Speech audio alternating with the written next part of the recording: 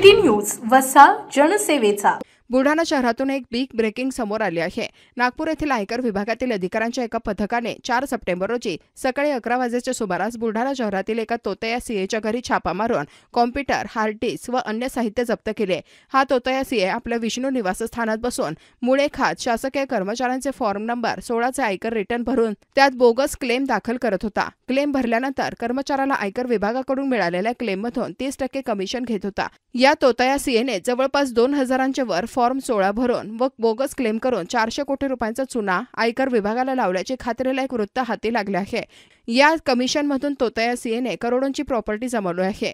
बुलढाणासह आसपासच्या व पुण्यात या तोतया सीएने प्रॉपर्टी जमवली आहे। असे असतानाही छापा टाकणाऱ्या नागपूर आयकर विभागाच्या अधिकाऱ्यांनी या तोतया सीएला अटक केली नाही।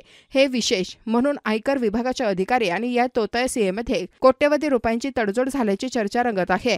विशेष म्हणजे ज्या शासकीय कर्मचाऱ्यांनी बोगस क्लेम करून आयकर विभागाला कोट्यवधी रुपयांचा चुना लावला आहे ते देखील दोषी आहेत। या गंभीर प्रकरणात चौकशी होणे गरजेचे आहे।